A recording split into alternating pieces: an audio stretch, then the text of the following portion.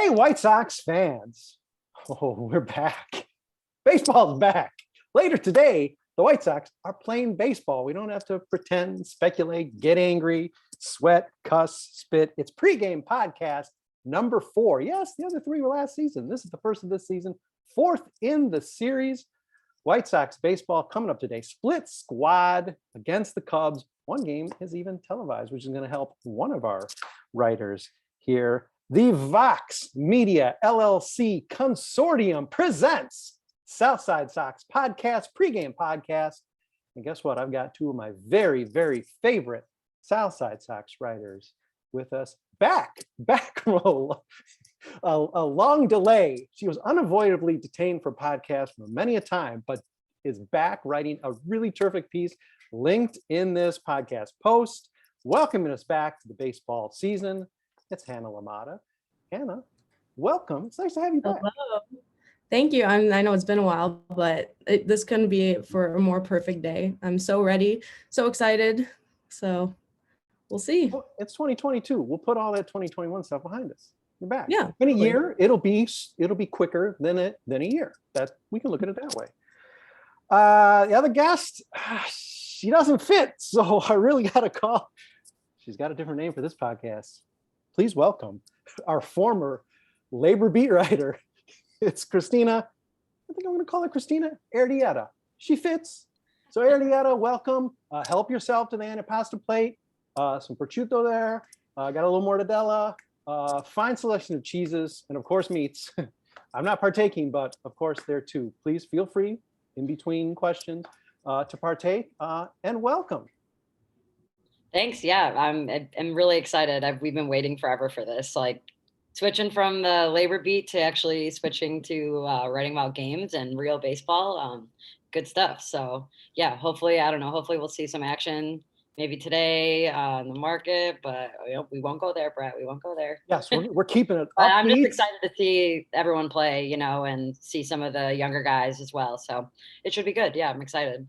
I know, shocking listeners, viewers. We're going to be upbeat. We're not gonna scratch, spit, break anything.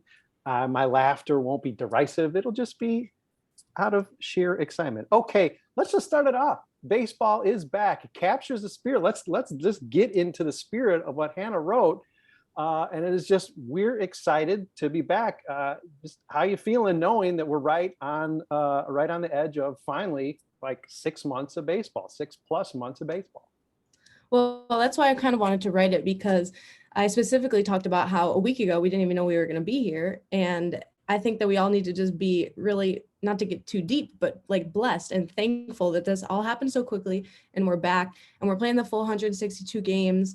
And I'm just so excited because it truly feels like my whole life is back. Like I wake up in the morning and I'm just like, today's a good day. There's gonna be White Sox baseball.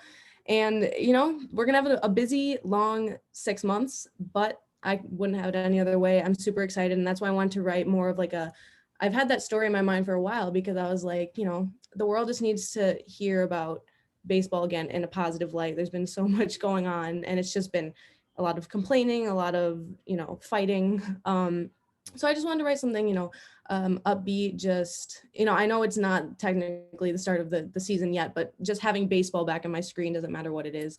I'm just super excited for that. Hey, Airdietta. This Hannah is speaking to you here because you got to cover all that fighting and yelling and bickering and despondent feeling. Maybe even more so for you than anyone else. This has got to be a nice weight off of your shoulders. Yeah, 100%. I know, switching, finally being able to like stop stalking all of the national reporters for, updates from what's going on in Florida. Yeah, I'm with Hannah. Like, I'm super excited to have baseball back on the screen and, see what happens this year. I know that, we have made some changes, so it'll be good to see how that plays out. And hopefully we can have a little bit deeper of a run this year, because I think we're all looking forward to potentially another playoff run. So I'm pumped.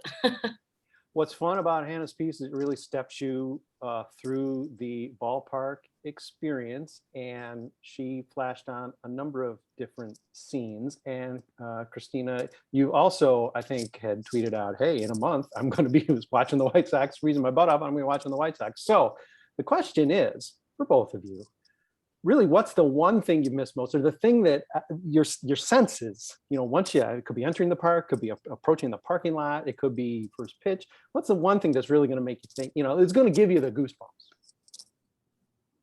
I think for me, the video that they showed last year, the intro video, I recorded it probably every single time, even though I didn't need to record it multiple times, but it gets you so pumped. Like, it gives me goosebumps every time. And then followed by that, you have the fireworks, and then you have the players running onto the field, and hopefully thunderstruck a little bit more this season, but I think that's the moment that really just gets me so excited. Everyone's on their feet, everyone's clapping, everyone's cheering, and just hearing that again in the ballpark is just going to be the best feeling ever. And even just seeing it on TV, whatever, anything works. But I think that's the moment for me that sticks with me the most when I think of going to the ballpark. And sometimes I've literally had to be running in, like I one time, like, I missed the video and I ran in as fast as I can, out of breath, sweating, and I saw the end of it. So it was all good. But that's my favorite part. It counts. It's legit. If you make it, if you cross the table, okay, Airdietta, listen, I know you got to get yourself a sausage, you got to get maybe some pizza, but aside from that, what's going to give you the goosebumps? That's a really good one too. I was kind of thinking the same thing. Hannah, I recorded it a million times as myself. Like the flashing lights, it's just a good vibe. But I'll say too, just like the energy in the ballpark, like entering it and everyone's being like excited, and seeing a bunch of people together, like also just excited about the Sox and baseball. Getting that first strike of the game, like when we're home, I think that's just like, everyone's always cheering like a lot, and it just is like, you could feel the energy of like the beginning of the game, like before, anything could possibly go sour, unless the first pitch is a home run. But, but yeah, so I mean, I just love the energy of being at the ballpark, like all the sounds. And I'm just really would love to get back. And I am going that Friday, the 15th. So if you guys see me, I'll be out there.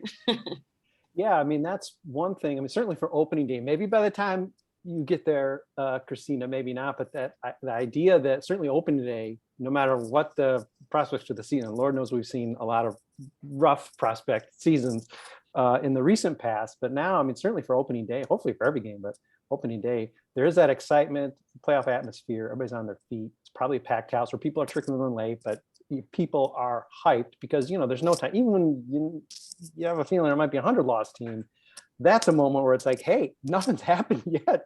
It could really happen. And, the idea that getting caught up in that excitement, particularly on opening day, I mean, I guess anybody's first game, because, whether there's 5,000 people in the house or not, Kristina, you're going to be standing up like, this is your opening day. I mean, that's always a moment that you can't really capture. That's certainly a goosebump moment for me. Okay, similar, but not necessarily specific to this season. Aside from, okay, let's table the video.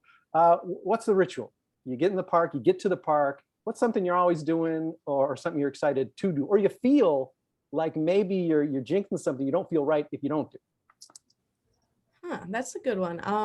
Something that I always do, especially when I'm with my dad, he likes to walk around the entire ballpark for whatever, I don't know, for whatever reason. Yeah. And that's why I kind of mentioned that, like, when you're walking around in the story, I was like, when you're walking around, you see everything, especially the lower level.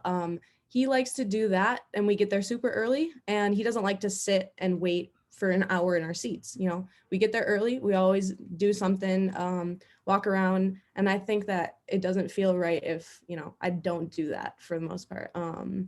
But sometimes school happens, life happens, I get late and I can't do that. And it just like feels so much more rushed if I'm not there so many hours before, because it already takes me 2+ hours to get there, at least from school. When I'm home, almost the same with traffic. So it's like, we make it a whole day thing. Games at 7:00, we're leaving at 12:01, and just getting there hours before. And he loves to tailgate, except we always do this thing where we bring everything to tailgate, end up running super late, don't have any time for it. And then everything goes to waste and we don't have time. And, it's a good idea that he has, but it never really works out. Yeah. But when it does, it feels normal. Yeah.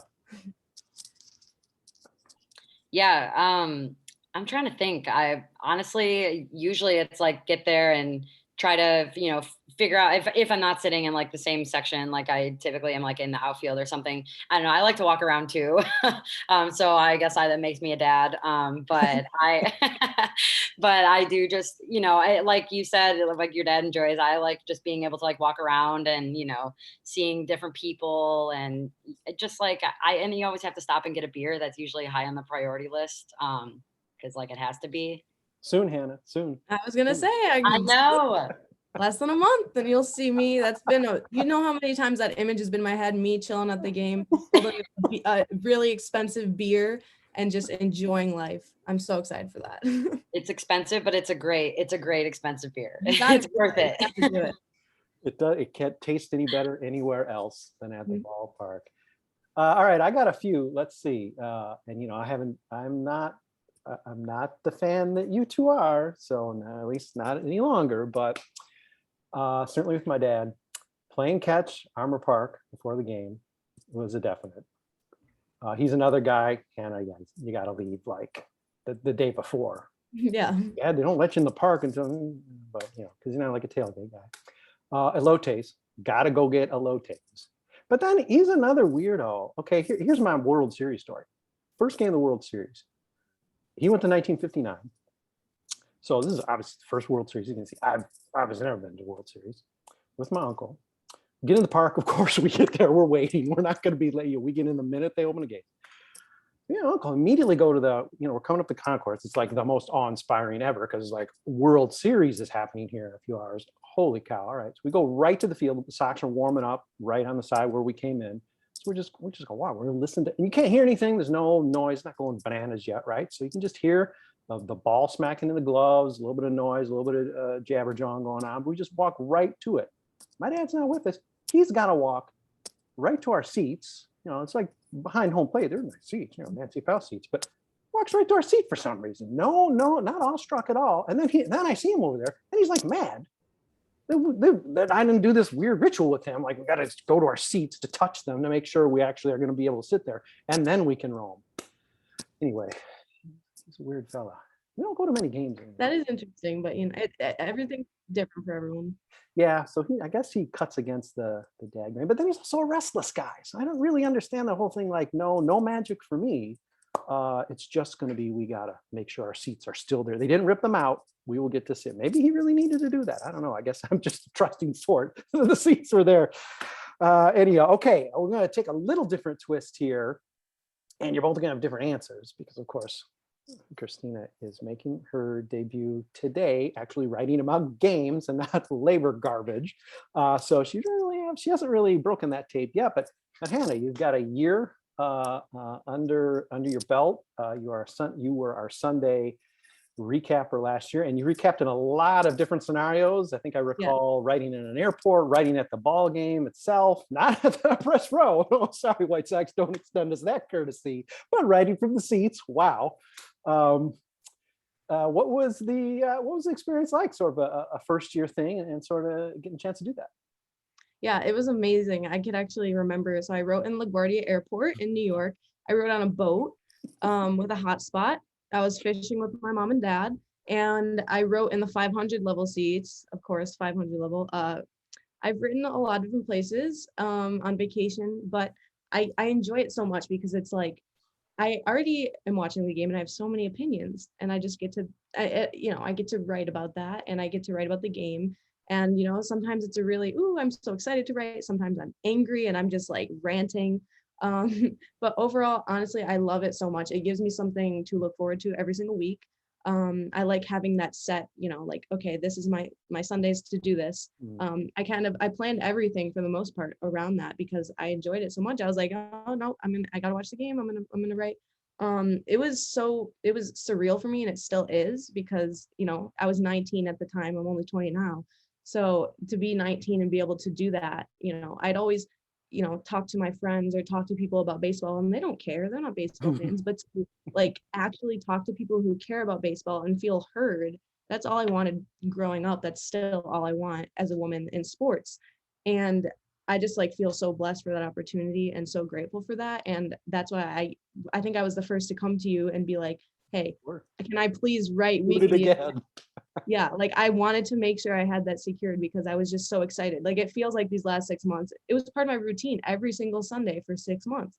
So then not having that, a little weird. So now I'm just excited to be back with that. And, I have some story ideas aside from that, but doing that is just so fun for me. And I can't wait to like put my thoughts, opinions out there, interact with people and just like show what I can write and do something with my writing. Even in college, everything's crazy. This is kind of like an escape for me to, do something I really enjoy.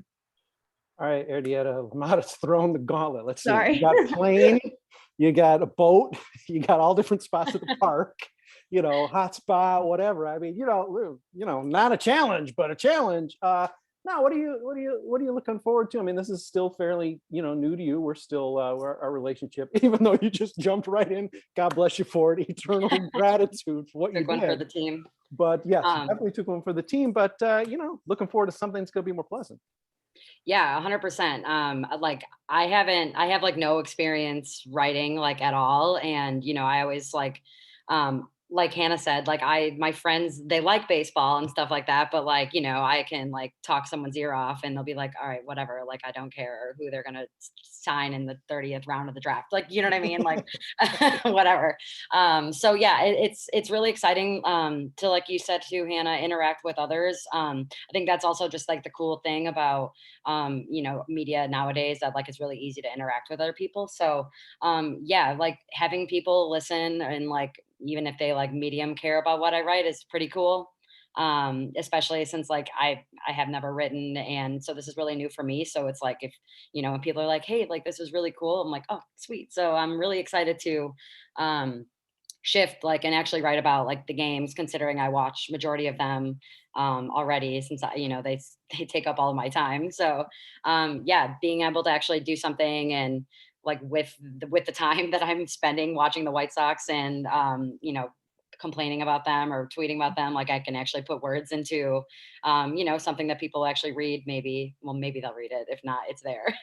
But yeah, I'm really excited to just kind of jump in. Definitely, and it'll be a nice shift of reporting like negative labor talks all the time. So yeah, I'm excited to just jump in. I have no idea where I'm going to be writing from. Maybe I can't top Hannah's. I mean, the boat sounds pretty cool. But yeah, currently it's on my couch or like in my bed. That's where we are right now. But yeah, I'm just looking forward to the season to start. Honestly, I just something to write about, something to talk about. Yeah, and I'm glad to be here. I mean, Kristina, me and Hannah may want to vote otherwise, but technically you are allowed to use your regular name for your byline. This doesn't have to be permanent. This can just be for the podcast that you're doing with just me and her. But you'll think about it. But it's not required. Perfect. Let's SB Nation's got to sell you something. They got to just squeeze a couple more dimes out of this podcast and out of South Side Sox. So let's give them a chance to do that. We're going to take a minute, let them sell you something. Listen, take a break, hit the bathroom, whatever, or you can pause. Please come back. Second half's going to be a lot of fun, including a preview of what our coverage is going to be for this season. As we await, we're just hours away from White Sox baseball, double against the Cubs. Go figure. Couldn't have written it any better, as Hannah's already acknowledged. We'll be back in just a minute. White Sox fans, I am Brett Ballantini, lucky to represent Vox Media, LLC, SB Nation, and South Side Sox as the host of what is now the fourth pregame podcast, the first of 2022. A pregame podcast we weren't really sure we were going to have. Again, speaking to Hannah's piece, which is linked in our podcast post here. Read it if you haven't already. Again, you can listen and read at the same time. You can pause us, read, listen to us the rest of the way through, then make sure to go back and read 2-3 times. Come on. What did you got to do before the Cubs games? Come on. All right. Anyway, by the end of this podcast, we're going to preview what our coverage is going to be for this season. It's not all filled out. We just got the schedule on Thursday, so we're still filling out. I mean, we didn't even know where everybody was going to be. Now we know. We got some built-in double headers, all sorts of weird stuff. Again, we'll link that post in case you haven't seen that already on the site. We'll link that in this podcast post as well. But I am with our dazzling twosome here. It's Hannah LaMotta. And all right, we'll drop the pretense. She's already eaten all of the antipasta meat she's going to for this podcast anyway. It's Kristina Airdo. Okay, we'll give her a name back.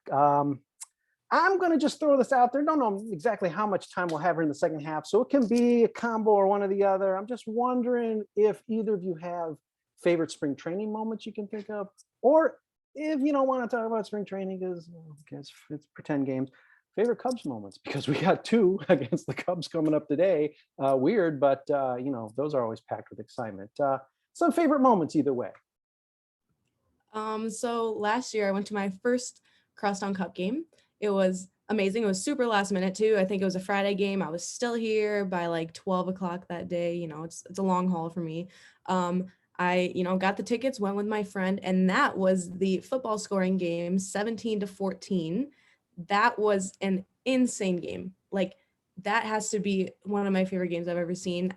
Something specifically I remember was when Yasmani Grandal hit that home run, and I think we went ahead at that time. And the entire place was going insane. I think some people had left because we were down big. That was that really bad start. And I remember saying like, no, we'll come back. I was not worried one bit. So then when that happened, I was going insane. I was like yelling, like, I told you we would come back. Like, everyone who doubted us, like, I was just, it was insane. So that has to be my favorite game. And it was also like 5 hours. It was so long.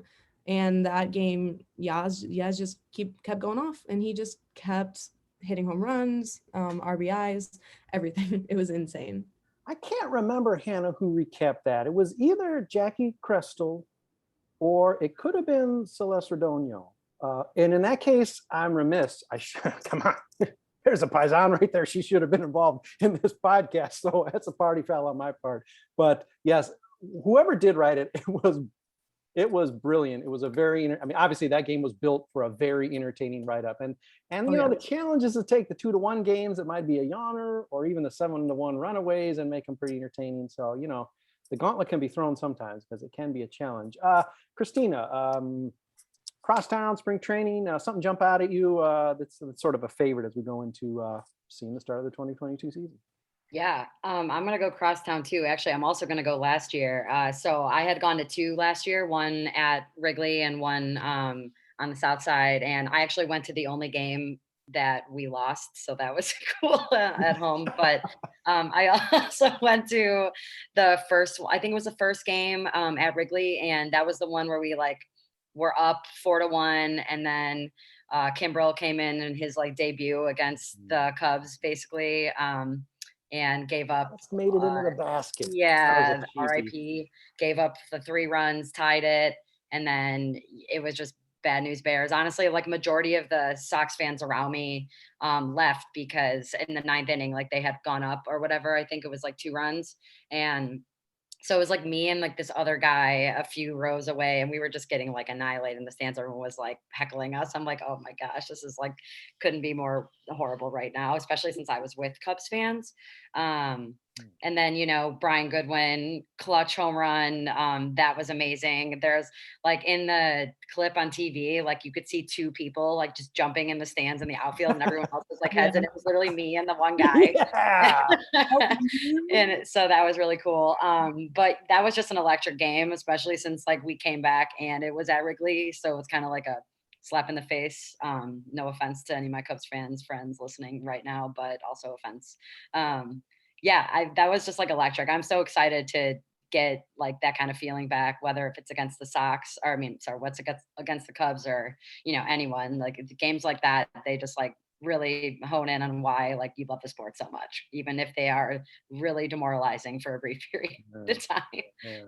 Fun fact about that, actually, I was, I think for that game, I was at Disney World and I was in line watching it on my phone, and then I got on the ride, but that was happening. And I remember me and my dad, I was literally watching it on the ride. I did not care I was on the ride whatsoever. I was watching on my phone and I screamed. I was like, no way. And probably everyone around me thought I was nuts, first of all, because my phone could have went flying. But second of all, because what am I screaming out of my phone in the middle of a Disney ride? I don't know. But I remember that very specifically where I was during that. I was, that was an experience. And you weren't writing a story?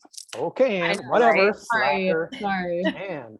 Okay, well, let me give you a couple of my favorite memories.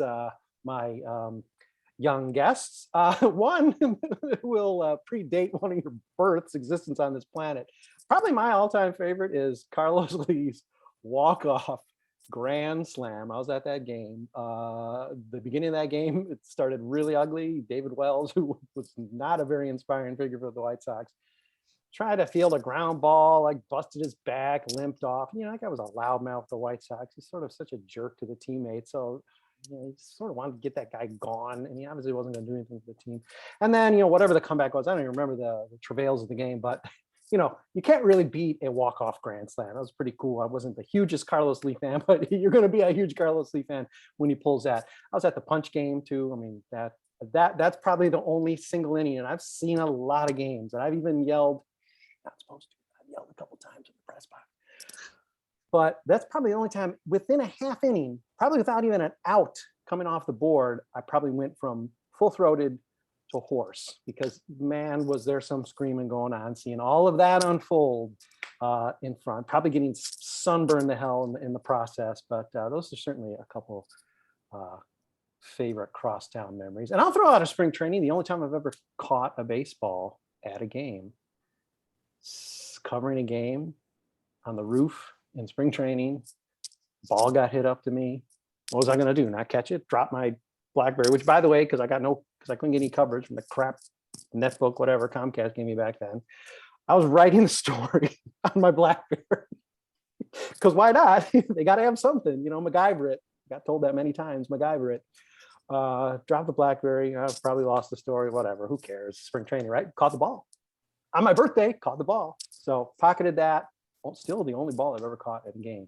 And I wasn't even a fan. So I've still never caught a ball at a game as a fan. But, you know, really catching a ball at a game is a subject for another podcast. We're talking about 2022 Chicago White Sox and how excited we are. Before we get to that, we'll sort of fill in, the credits will roll as we talk about sort of things we're looking forward to and excited about. But I do want to preview our coverage a little bit. It's worth noting, I think. We have an extraordinary and unique core group of recappers. I'll let you figure it out and connect the dots. But Sunday recapping, supplanting, even though she loved it and carved her whole life around it on Sundays. Yeah, this editor, this guy booted her from Sundays. Jackie Cressel's taking over on Sunday recaps. Colleen Sullivan doing Mondays. Joe Reeses, he sticks out like a sore thumb, not just because he solves Sox math. Joe Reeses is going to be our Tuesday recapper. Hannah LaMotta very, very generously shifts from Sunday, her beloved day, to Wednesdays. She's going to get us over on hump days and get us through these tough weeks that are ahead in White Sox fandom. Kristina Airdo, maybe Airdietta, maybe not. We're not really sure yet. We'll negotiate that. Taking over for Thursdays, Ashley Sanders, the spirit captain. She's back. She sort of goes away in the off season, but she's back. In season, she's back. She's bringing the spirit. She's bringing the excitement. She's doing Fridays. Saturdays, right now, it's a la carte, what have you. We're also doing six-pack like we've done, I think, pretty much from the start since I've been here at South Side Sox. We've had a lot of very talented writers jump in doing that, taking sort of the six-pack in very different directions than I ever did way back a dozen years ago on the beat. It's much more entertaining read than it once was. We, of course, have our minors coverage 6 days a week. They only play 6 days. The delightful, delectable Julie Brady is back for a couple days. Darren Black is taking on the heavy lifting once again, 3 days a week. And Joe Reeses, he's just always around. He pops up. He's doing a day for us as well, which means I don't have to do so much. Hamster doesn't have to do so much minor stuff. Oh, that's a blessing. Just have to read it.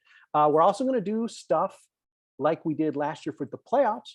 Pretty much every game, we're going to be willing to do it. I mean, if the season goes really south, okay, maybe we'll drop some of this bonus coverage.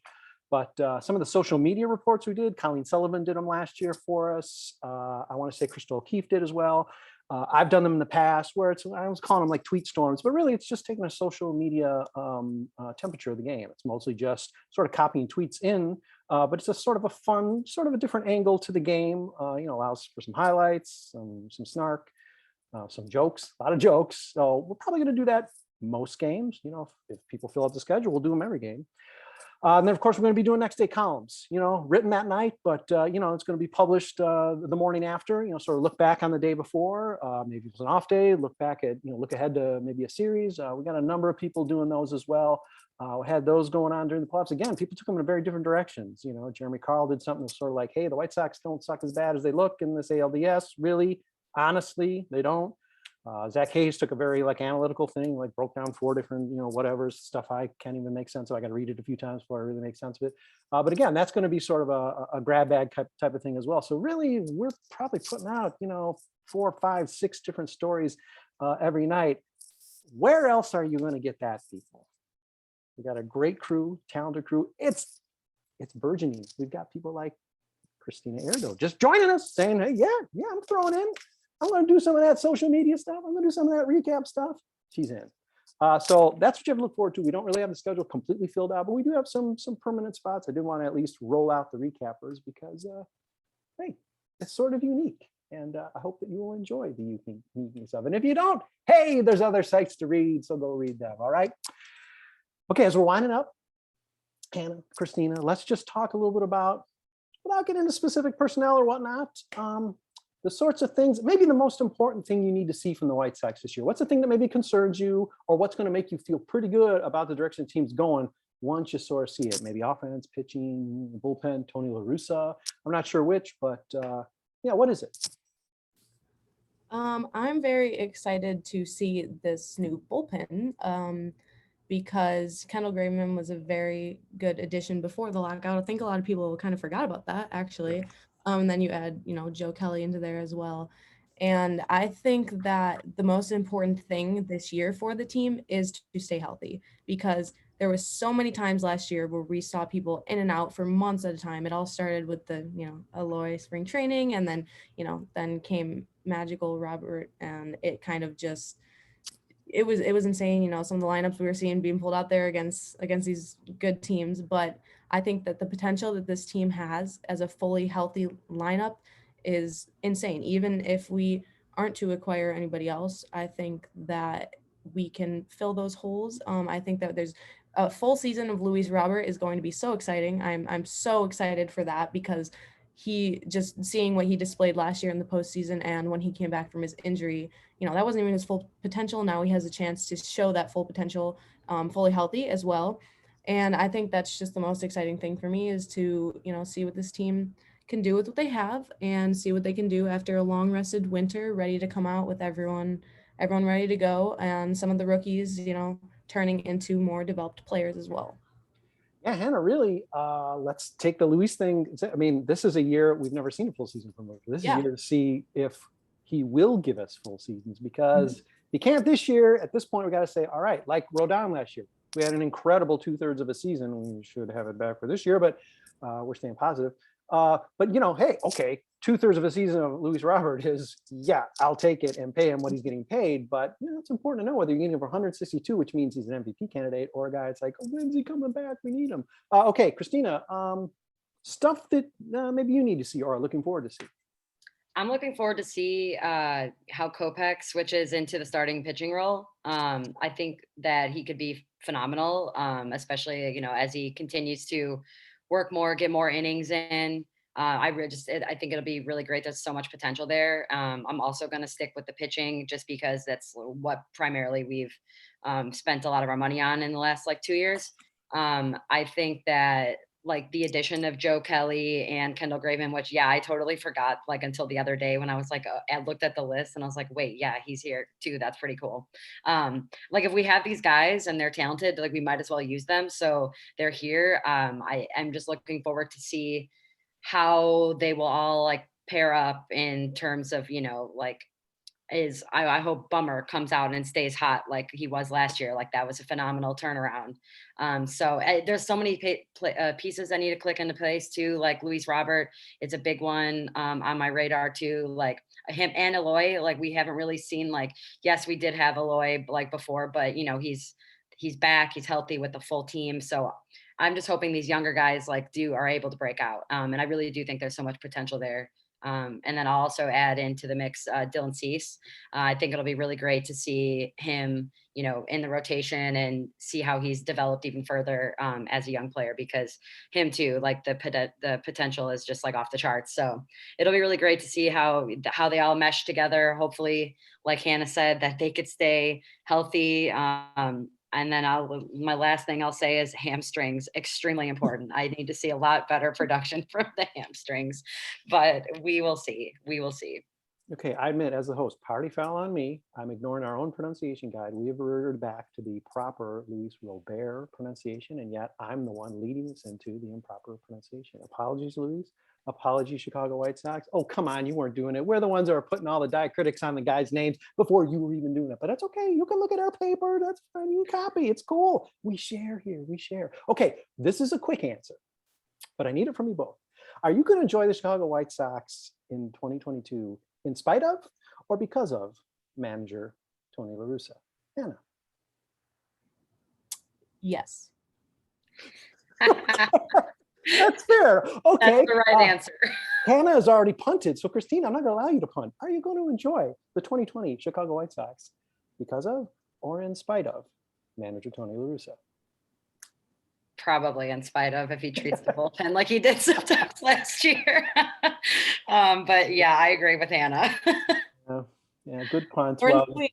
Short and sweet. Yep. Well, you know my answer as well. But let's hope, it can really, in a sense, only get better. And listen, apparently he's like best buddies. I think they're like rooming together this year with Tim Anderson. So, okay. Hey, wonderful.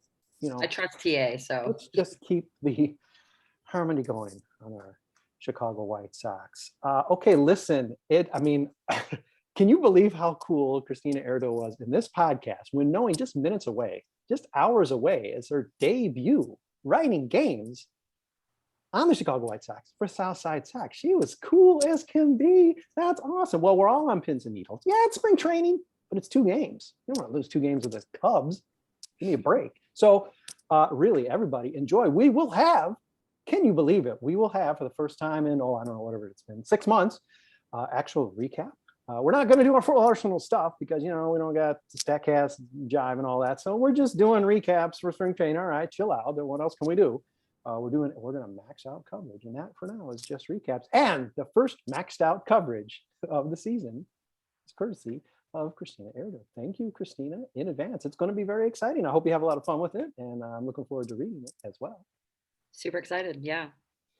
And Hannah, yeah, we'll get to you. Your Wednesday. Whatever. Okay. Yeah, you got a week to wait, but you got your story in. Read it, everybody. It's a really good piece. And if it doesn't make you feel good about the coming baseball season, come on, then you're not human. Then read again. Read some other site. Sorry to run everybody off. Sorry, SB Nation. Oh, here comes the fine. But come on.